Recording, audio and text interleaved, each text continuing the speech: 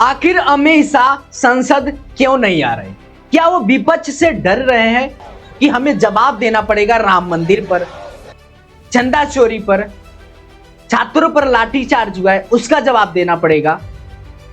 दोस्तों, सिर्फ 40 सेकंड के लिए चली है इस देश की संसद।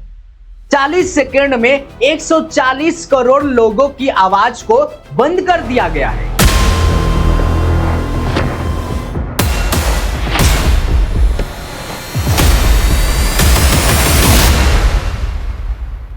ग्यारह बजते हैं, घंटी बजती है, सांसद आते हैं और स्पीकर बोलता है सदन स्थगित, यानी खत्म।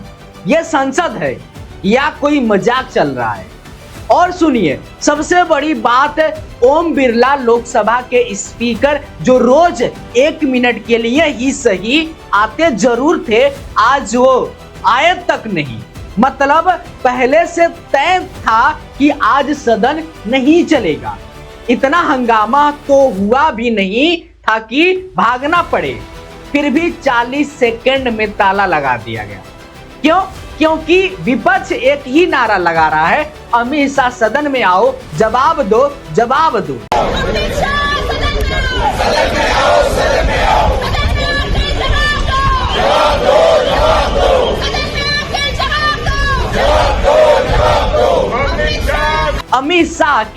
अमित शाह है कि सदन में आ ही नहीं रहे हैं, नरेंद्र मोदी सदन में आ ही नहीं रहे हैं, लेकिन सोशल मीडिया पर देखो full active. Modi ji medal जीतने वाले लड़कियों को घर बुला रहे हैं, वीडियो बना रहे हैं, पोस्ट कर रहे हैं। अमित शाह पुजुटेरी में हैं, पुलिस के प्रोग्राम में भाषण दे रहे हैं, तिरंगा यात्रा निकाल रहे हैं। आज शाम एनडीए के सांसदों के साथ मीटिंग है, वहां ज्ञान भी देंगे। मतलब पार्टी के लिए टाइम है, फोटो के लिए टाइम है, यात्रा के लिए टाइम है, सिर्फ संसद के लिए टाइम नहीं है। और जब विपक्ष पूछता है तो सरकार कहती है तुम कौन होते हो यह तय करने वाला कि कौन मंत्री आएगा, तो यह फिर संसद किसके लिए चल रही है? जनता के लिए या सिर्फ बिल पास करने की मशीन बन गई है? इसी पर आज प्रियंका गांधी ने सीधा वार किया है। प्रियंका गांधी ने मीडिया के सामने कहा है, जब तक गृह मंत्री अमित शाह संसद में बयान नहीं देंगे तब तक डेडेकाल जारी रहेगा। जब तक गृह मंत्री जी पार्लियामेंट में स्टेटमेंट नहीं देंगे तब तक डेडलॉक कंटिन्यू ही रहेगा मेरे ख्याल से। ये प्रियंका गांधी का खुला बयान है। तो आज मैं आपको बताऊंगा इस 40 सेकंड के खेल के पीछे असली खेल क्या है, कौन सा बिल है जिसने सरकार की नींद उड़ा दी है, और अमित शाह को आखिर संसद में आना ही पड़ेगा क्या? नमस्कार, मेरा नाम है सोनू और आप देख रहे हैं भारत की सच। जो भी बातें होगा सच के साथ होगा। सबसे पहले आज सुबह की तस्वीर देखिए। 11 बजे से पहले मदर द्वार, वहां इंडिया गठबंधन के सांसद जमा है। राहुल गांधी वहां खड़े हैं, अखिलेश यादव खड़े हैं, प्रियंका सुप्रिया सुले खड़ी है, टीएमसी के सांसद खड़े हैं और नारे लगा रहे हैं, अमित शाह सदन आओ, अमित शाह जवाब दो, चंदा चोरी का हिसाब दो। और ठीक 11 बजे सदन शुरू होता है। लोकसभा में क्वेश्चन नंबर 301 पुकारा जाता है और तुरंत कहा जाता है हाउस स्टैंड टिल 12 नून। राज्यसभा में मल्लिकार्जुन खड़गे खड़े होते हैं, कहते हैं सर मेरा हक है बोलने का, मुझे बोलने दीजिए। उनको बोलना नहीं दिया जाता है। फिर वहां नारा लगता है लूप को बोलने दो, यानी विपक्ष को बोलने दो, और वहां भी सदन बंद। अब सोचेंगे हंगामा तो रोज होता है, इसमें नया क्या है? नया यह है दोस्तों कि अब यह लड़ाई सिर्फ हंगामे की नहीं रही है, यह लड़ाई अब अस्तित्व की बन गई है। विपक्ष कह रहा है हम 1.5 हफ्ते से एक ही मांग कर रहे हैं, गृह मंत्री आओ, जवाब दो। सरकार सुन नहीं रही है, सरकार कह रही है हम काम करना चाहते हैं, विपक्ष करने नहीं दे रहा है। और इसी बीच आज दोपहर के 1 बजे एक मीटिंग बुलाई गई है, बीएससी की मीटिंग, बिजनेस एडवाइजरी कमेटी। इस मीटिंग में ओम बिरला कुर्सी पर बैठेंगे, सरकार के लोग बैठेंगे, विपक्ष के लोग बैठेंगे और तय करेंगे कि इस हफ्ते सदन कैसे चलेगा। लेकिन दोस्तों सच बताऊं, यह मीटिंग सिर्फ दिखावे की है। असली डील तो पीछे से होती है। सरकार अगर चाहे तो रास्ता साफ विपक्ष को मना लेती है ठीक है भाई, तुम सुबह 1 घंटा हंगामा कर लेना, फिर हम बिल ले आएंगे। लेकिन इस बार सरकार वो भी नहीं कर पा रही है, क्योंकि विपक्ष को लग रहा है कि उसने अमित शाह को घेर लिया है। पूरा सत्र निकल गया है, अमित शाह नहीं आए, तो विपक्ष इस बढ़त को छोड़ना नहीं चाहता है। अब आते हैं उस बम पर जो आज फटा है, एफसीआर और डिलिमिनेशन, 2 बिल जिनको लेकर दिल्ली से सबसे ज्यादा डर है। पहले बात करते हैं एफसीआर की। सरकार एफसीआरए में बदलाव लाना चाहती है। इस पर समाजवादी पार्टी की सांसद डिंपल यादव ने सीधा हमला बोला। डिंपल यादव ने आज दूध लेकर सदन में आई। उन्होंने कहा यह दूध यूपी के मुख्यमंत्री के लिए है, योगी के लिए। उन्होंने कहा था कि चंदा चोरी पर दूध का दूध करो, पानी का पानी करो। आज तक कुछ नहीं हुआ। दान पत्र का पैसा कहाँ गया कोई नहीं जानता। यह डिंपल यादव का बयान है। और आज जहाँ ये एफसीआरए बिल लेके आ रहे हैं, तो हमारी मांग है कि सरकार बताए कि क्या आरएसएस संगठन रजिस्टर्ड है कि नहीं है, और उसको चुराने के लिए कहाँ से पैसे जाते हैं। कहीं ये दूध का दूध पानी का जो राज है, कहीं इसी में तो नहीं छुपा हुआ है।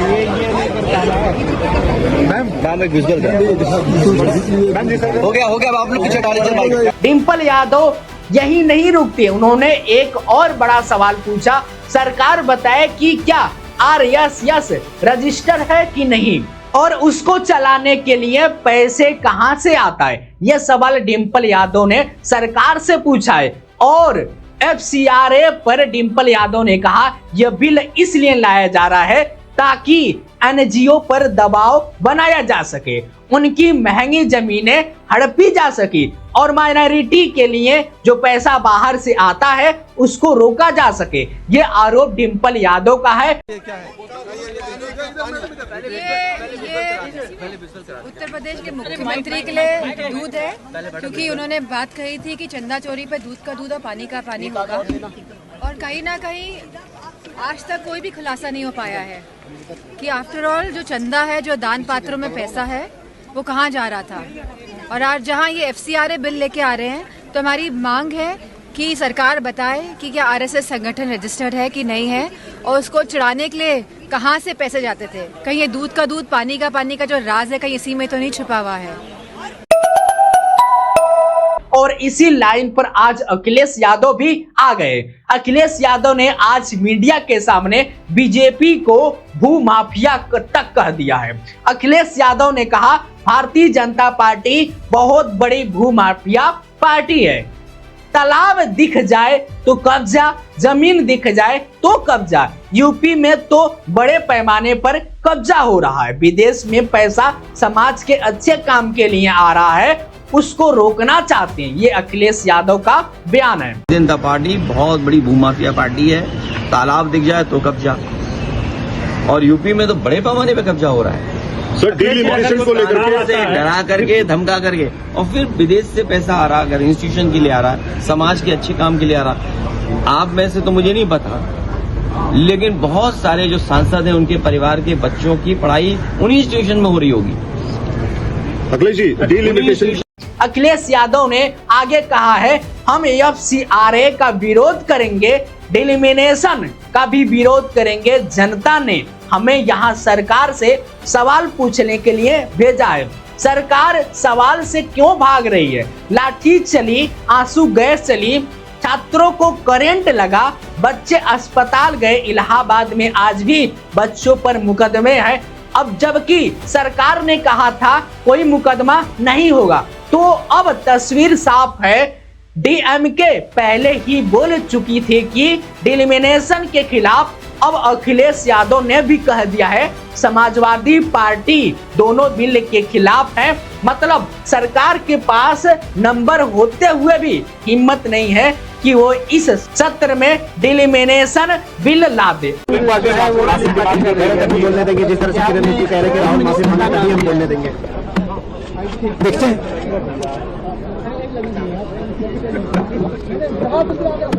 मैंने तो सिर्फ ये पूछा है कि दो ही ऑप्शन हो सकते हैं।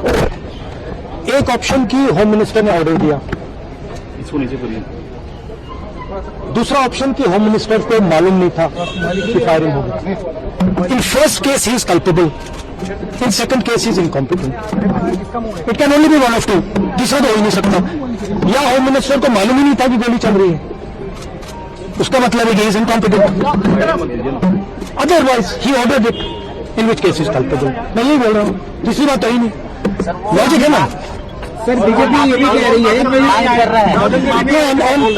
देखिए सदन में भी नहीं आए, why is he not coming? supposedly brave home minister of India, why is he not in the house? If he's not done anything, लेकिन संसदीय मंत्री, if he's not done anything, अगर कुछ नहीं किया, कोई ऑर्डर नहीं दिया, तो फिर सफाई दे दो कि मैंने ऑर्डर नहीं दिया।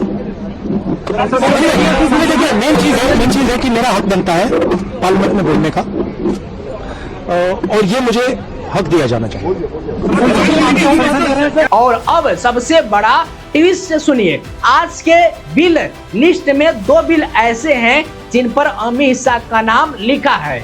एक है Kerala alteration of name bill 2026 और दूसरा है national cooperative development corporation amendment bill 2026। नियम कहता है जिस मंत्री के नाम पर बिल है उसी को आकर पेश करना पड़ेगा। तो क्या अमित शाह को आना पड़ेगा? और अगर अमित शाह आ जाए तो राहुल गांधी, प्रियंका गांधी, अखिलेश यादव सब सामने होंगे, तो फिर क्या होगा?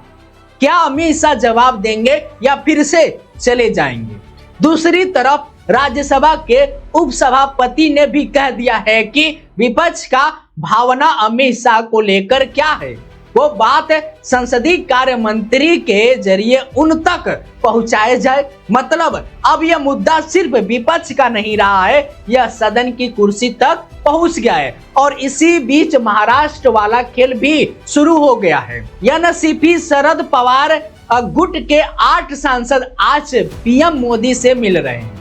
सुप्रिया सुले कह रही है कि मिलना किसानों के मुद्दे पर है, सिंचाई पर है, लेकिन टाइमिंग देखिए दोस्तों, यह जब 4 दिन बचे हैं सत्र के, सोमवार, मंगलवार, बुधवार, गुरुवार सत्र खत्म, ठीक उसी वक्त 8 सांसदों का पीएम से मिलना। कुछ दिन पहले खुद शरद पवार पीएम से मिले थे। तो क्या इस बार कोई डील होगी? क्या शरद पवार की पार्टी किसी बिल पर सरकार का साथ दे देगी?